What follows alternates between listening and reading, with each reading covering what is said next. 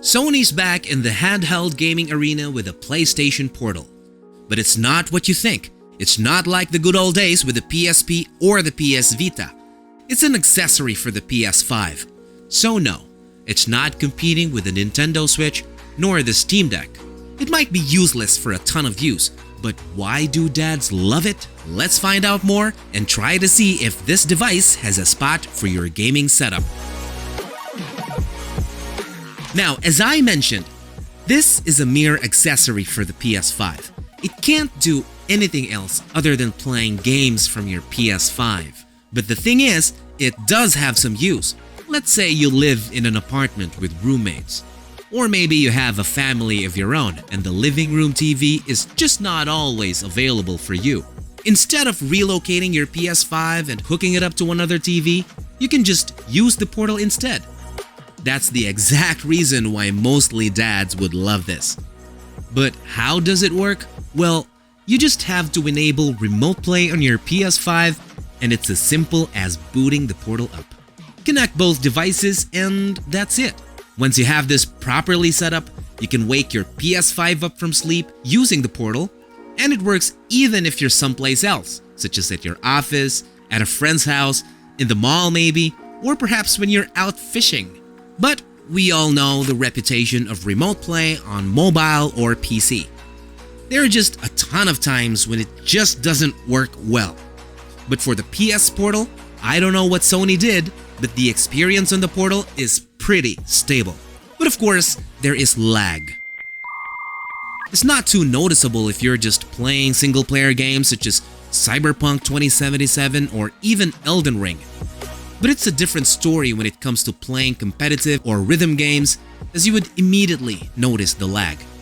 Sony said that a 5 Mbps connection is required, but to ensure that your streaming experience doesn't have any hiccups, your internet connection must be 15 Mbps or higher. Now let's talk about the Portal itself. At first glance, it's absolutely gorgeous. It looks like one of those concept designs that never made it to the market. The most noticeable thing here is the 8-inch LCD display that has a 1080p resolution and a 60Hz refresh rate. I know what you're thinking. It doesn't sound that great, especially when you can just get a Nintendo Switch with an OLED display, but know this, it's way better than the Steam Deck's display. As for the controllers, it essentially looks like a DualSense controller that's been split in half because, well, it basically is.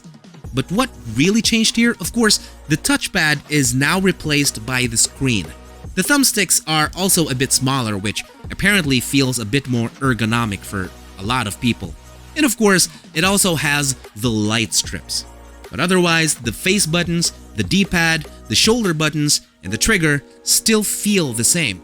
And yes, this does have the great haptics we all know and love. On top of all that, just like a normal DualSense controller, it's got a microphone, gyroscope, and rumble.